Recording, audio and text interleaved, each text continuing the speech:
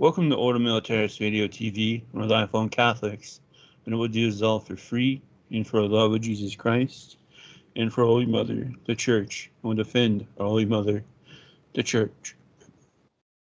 Today we're going to get back into our stuff on Douglas MacArthur, and thanks to the MacArthur Museum and Family Library in Norfolk, Virginia, for giving us this permission.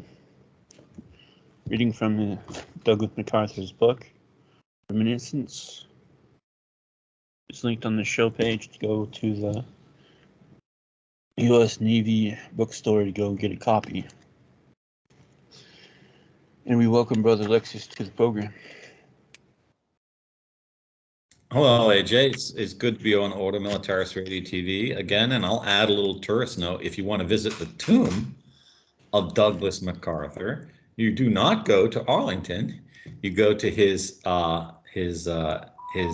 library monument in Norfolk, because he's actually buried in the library, which is a very unusual decision for someone that had such a high rank in the U.S. military. I think it's one of the few. I think he's the only five-star general not buried in Arlington. Was Patton buried in Arlington? He's buried in France. Patton is buried in France. Yeah, his wife Beatrice tried to get him back to America, but those who killed him didn't want him back. Oh, really? Oh, you do a story about that one day. Okay, so Ron MacArthur, we left him off at the very sad moment of his life where his father died of a stroke while recounting the battles his Wisconsin volunteer militia fought in the American Civil War. And we talked about how courageous a father he had, and how brilliant a tactician, even though he never had formal training. So it's that was 1913 his father passed away. So after he mourns his father, where does he go in his career? He gets recalled from Fort Leavenworth and returns to Washington, D.C. on April 22nd, 4 days before the Funson landed with the American sailors and Marines. Secretary of War Lindley Garrison and General Wood decided to send MacArthur alone into Mexico to Veracruz to find out how things are down there, thanks to the General Victoriano Huerta is causing how much problems that general is causing in Mexico. Victoriano Huerta. Yeah.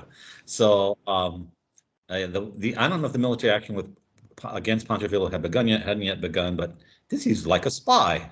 Yeah. And as an engineer, where he had been involved in surveying, he would have a good eye for these kind of things. And I guess they said it was a holiday. You know, your father died. You need a holiday. We're sending you down a place where you need intel on. Mm-hmm. So, what were some of the things he did down there? And do we have any? What does he say in his biography about that? I mean, do we have any military memoranda he wrote while he was down there? First, he says, on my arrival, I found that the lack of animal transportation rendered the army almost completely immobile. It was essential, in my opinion, to remedy this condition so that the field army, if it arrived, would not be tied to Veracruz. The railroad seemed to offer a solution to the problem. Freight and passenger cars were in abundance, but where was the locomotives? The all-important initial operations of the command might well depend upon locating them. I felt the very essence of my mission depended on my doing so. Through the modeling talks of drunken Mexicans, I received the inkling that a number of engines were hidden somewhere on the line connecting Veracruz and Alvarado. This man was sobered up and found to be a railroad fireman on the Veracruz and Alvarado Railroad. Taking the Provost Marshal, Captain Constant Cordier, into my confidence, I proposed the idea of a personal reconnaissance to determine whether or not the fireman was speaking the truth. Captain Corrior was enthusiastic and recommended the plan to Captain William G. Ball. General Funston's aide and Captain W. A. Burnside, who commanded the outpost line through which the tracks of the railroad ran. I did not approach General Funston, suspecting that his confidential orders limited him to the city and its immediate environs. But as Inspector General Major Alexander Dade of the cavalry, whom I had known since childhood, advised against the plan. It would be too dangerous, Douglas, he said. Washington does not want war and would not like it. If successful, it would be wonderful information in the event of war. Broke out, but the guerrillas would almost certainly kill anyone attempting it. And he added that the weary sort of smile, if they didn't, Washington would. Those gents there in the War Department are rough, and you know that. Okay, so a little geographic background. If you don't know anything about Mexican geography in Veracruz, Veracruz is the principal port on the Gulf of Mexico. That's the east side of Mexico, the Atlantic port, you could say.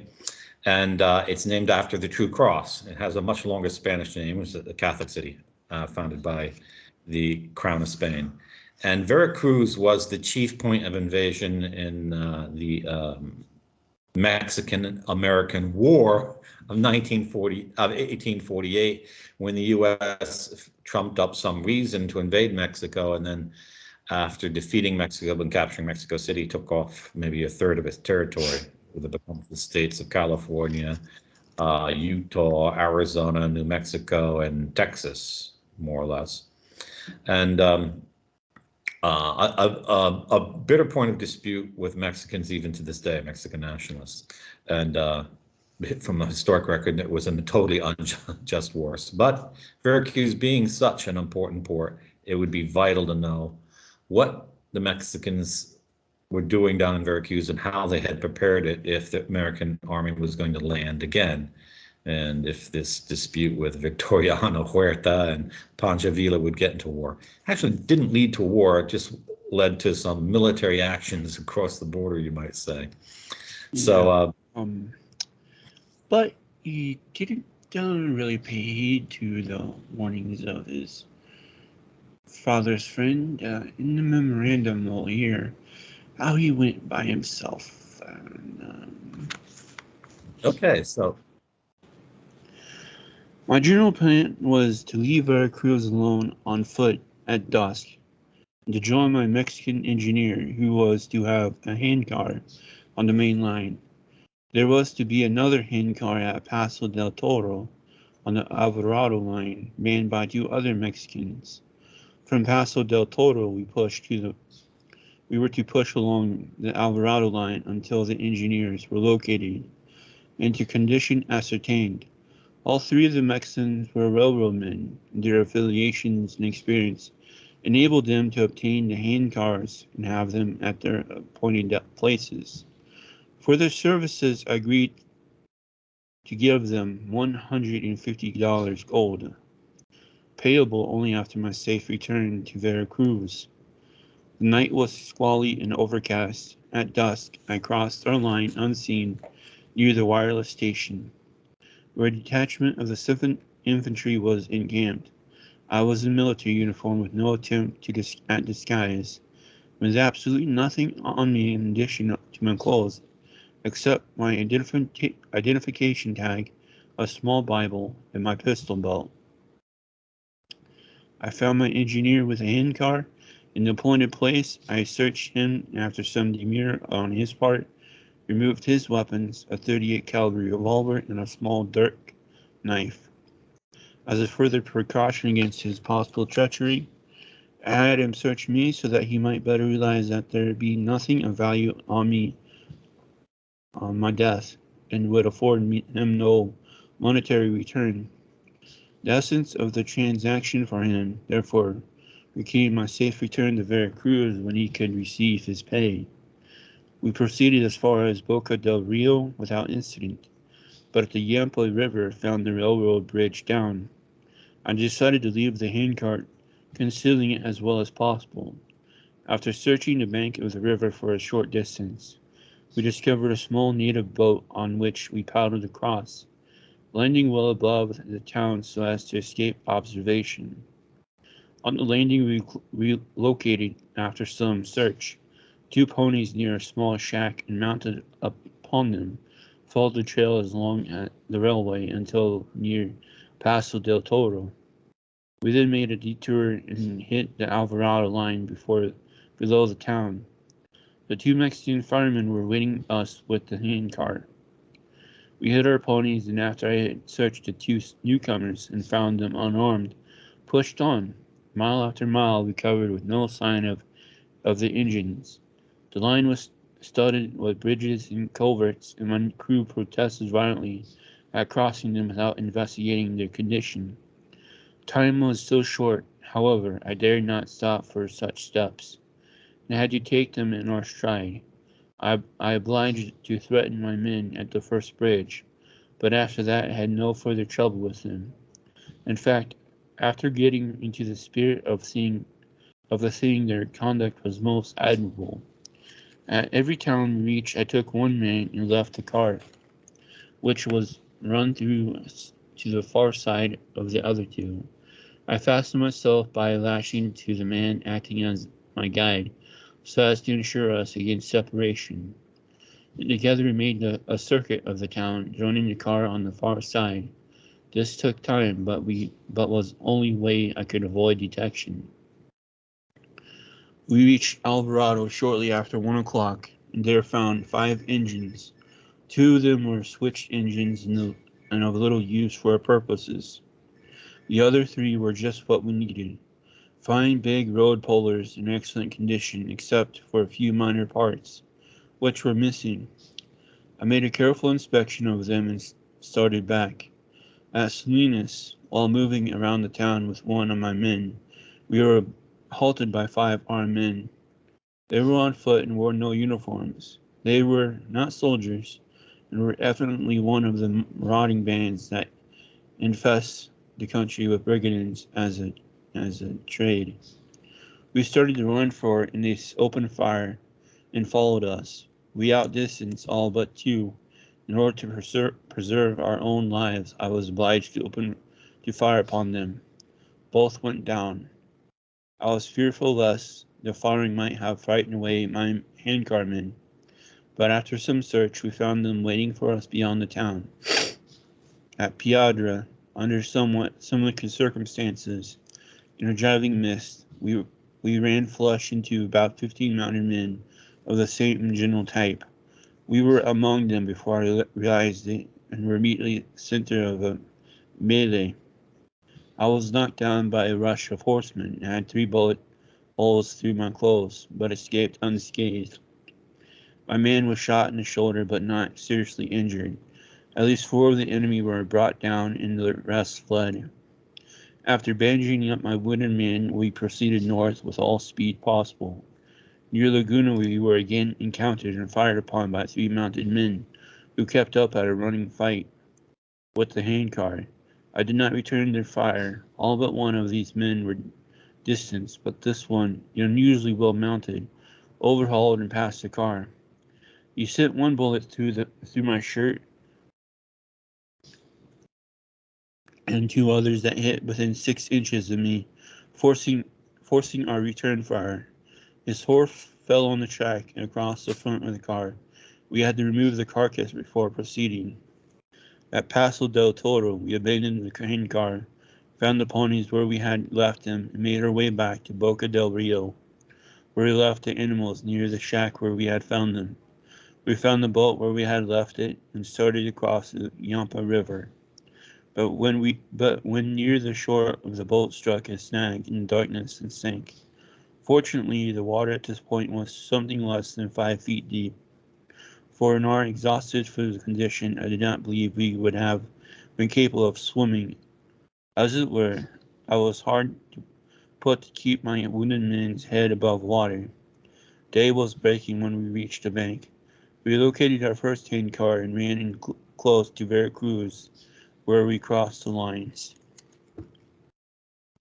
what an adventure that is. You know, they should have already made this into a film, The Life of MacArthur.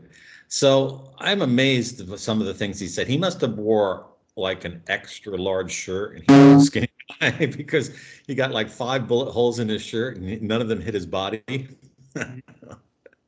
So there's that providence that his father had in the Civil War, being shot at and not being injured. Um, he made no mention of pausing to eat, that he wouldn't get into a military memoranda. And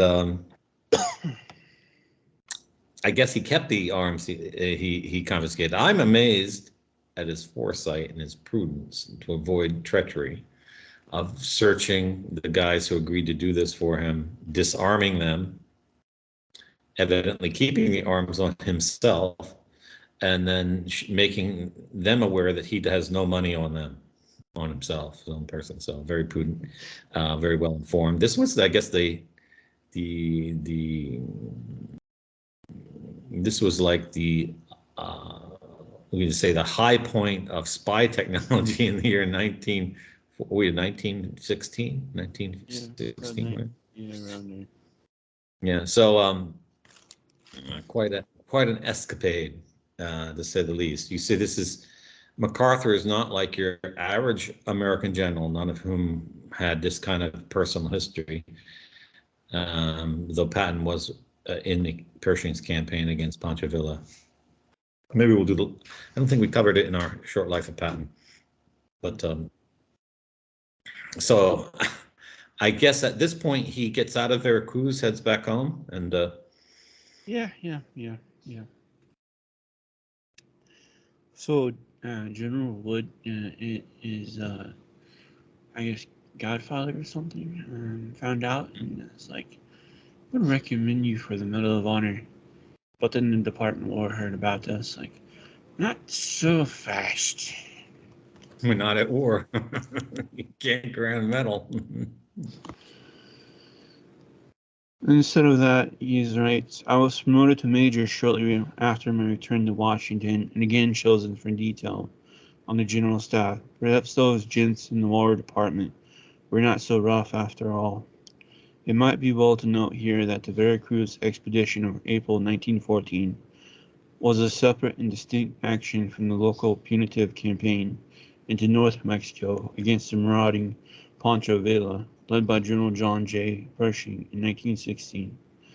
Aside from my staff duties at the War Department, it had nothing to do with the later action. Yeah, so he's obviously, because of the high stature of his father as being one of the leading generals of the United States Army. He had some preference, special favors he got in his career as kind of considered member of the inner circle there at the War Department before, when they used to win wars. Now it's the Department of Defense, and they lose wars. So, what does he do between now and when Germany declares war on the United States? So, well, he meets the new incoming war secretary, and Who was the incoming war secretary? Newton D. Baker. Mhm. And meanwhile, all was not well within the administration. A clash had to develop between President Wilson and his Secretary of War over the issue of preparedness for war. It culminated in February 1916 with the resignation of Secretary Lindley M. Garrison and Assistant Secretary Henry Breckinridge. 3 weeks later, Newton D. Baker was appointed Secretary of War. The announcement created a political sensation, and Baker was denounced by the anti-administration press as a pacifist. Nothing could be farther from the truth. I had never previously met Secretary Baker, but knew him by reputation. He had recently been the mayor of Cleveland for 2 terms, where he was noted for his municipal reforms. It was said of him that he was a reliable radical and a prudent progressive. Others called him a general conservative with an open mind. He styled himself so much as a pacifist that he would fight for peace. I found him to be a diminutive in size but large in heart, with a clear, brilliant mind and a fine ability to make instant and positive decisions. He was to become one of our greatest war secretaries. I praise. So, now, we're going to hear the official rehashing of how Germany declared war on America in the First World War. Yeah, so it begins with what? The sinking of Lusitania? Yep. So what does MacArthur tell us about this? Congress declared war against Germany on April 6, 1917. It was the inevitable result of more than 2 years of indiscriminate sinking of American ships by German submarines. The loss of American lives and the torpedoing of the Lusitania had roused the righteous wrath of the American people. President Wilson had done everything in his power to keep America out of the war. But Germany's threats to freedom of the world forced Congress to throw America's gigantic industrial might and manpower into the conflict. The problem of the scope and nature of American troops for Europe became acute when a staff study was circulated to the effect that the ultimate strength to go was 500,000 in all regulars.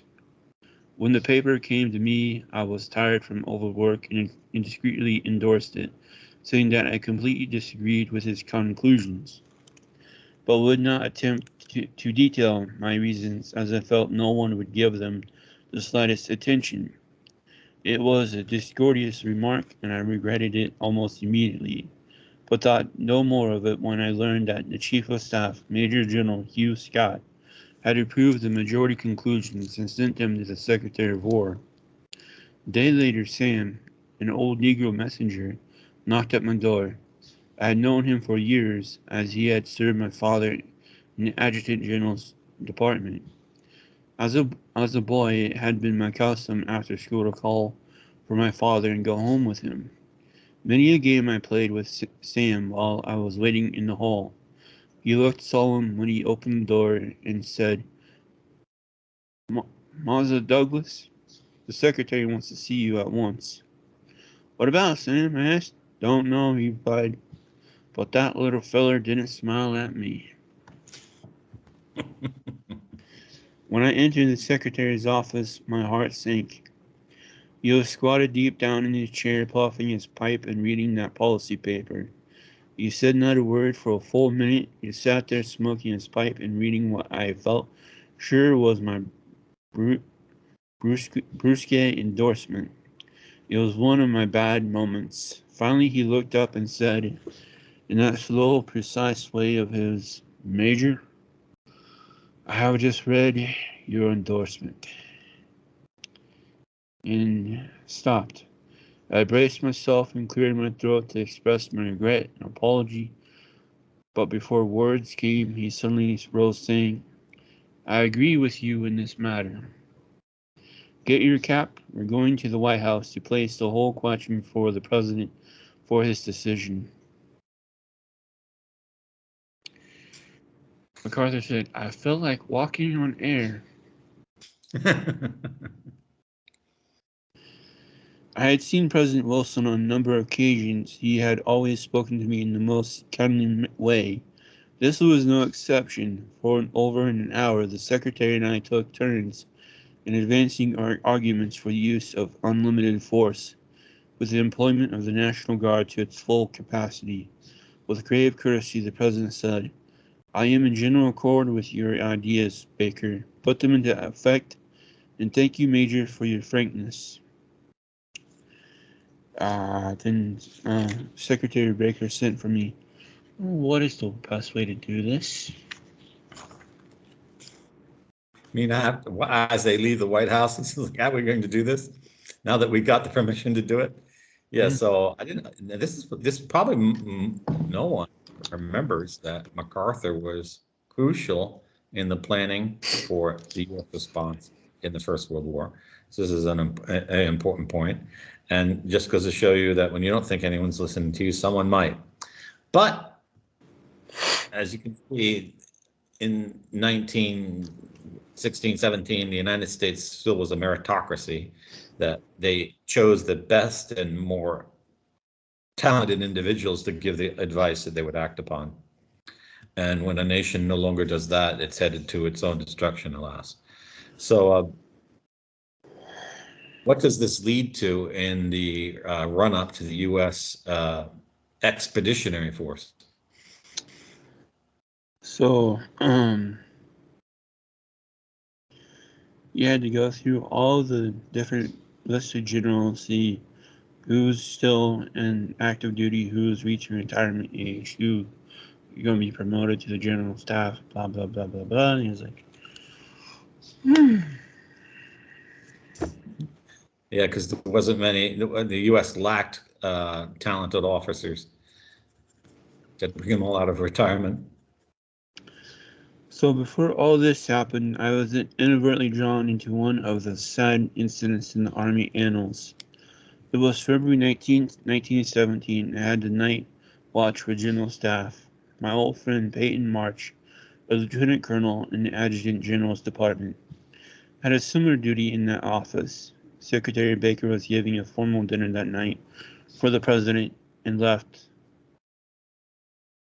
word not to be disturbed unless something of importance took place.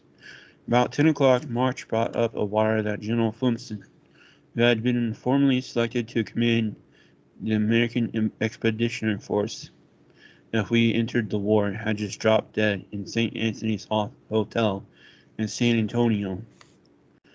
We agreed that the secretary should be told at once. When I reached the secretary's home, the butler refused to let me enter, saying that he had orders to admit no one. The dining room looked out onto the entrance hall, and I could see it plainly. It was a gay party with lights and laughter, the tinkle of glasses, soft music from the alcove, the merry quips and jokes of cosmopolitan group. I finally pushed by the butler and tried to attract the attention of the secretary so I could report to him privately what had occurred, but the president saw me and sang out in the most joyful manner, "Come in, Major, and tell us all the news. There are no secrets here." Not kind of the news you need to bring to a convivial party and the death of your major general. Sir, I regret to report that General Funston has just died. Had the voice of doom spoken, the result could not have been different. The silence seemed like that of death itself. You could hear your own breathing. Then I never saw such a scattering of gas in my life. He said the magic words of an old western. Stampede! Stampede? That's what I heard he said. Okay. Yeah, because now they have to find someone to fill his position. So, and we'll stop there before we talk about entrance to the U.S. into the First World War. Yeah. Okay, so his MacArthur's life is really quite dramatic and quite informative, and this is a wonderful book called Reminiscences. It was written by MacArthur, and you can get it from the U.S. Navy bookshop. Yeah. And AJ will have a link on the show page for that. Usually, when you do a show, the book sells out. So, tell your friends about it. A lot of you are war buffs, history buffs. You probably never heard of this book, and this is probably the only radio TV show in the United States that's going to cover this book in the next 10 years. So get yours while supplies last. Yep. So next program tomorrow, unless we have other stuff to cover, we're going to be in World War I in the trenches with Douglas MacArthur. Okay. Thank you, AJ, for having me on Auto Militaris Radio TV. And if you like the programs on this channel, consider a small donation to the Auto Militaris Radio TV Studio Fund so that we can build a studio and make what we're doing here on this program expand and grow throughout the years because we're a very unique apostolate for Catholics in the United States. Yep, and thank you for those who have already donated. And please continue to donate. And there are new ways of helping that we just put on the fundraisers page on how to do bank wires and other things. This is Order Militaris Radio TV signing off. Deus Volt. Deus Volt.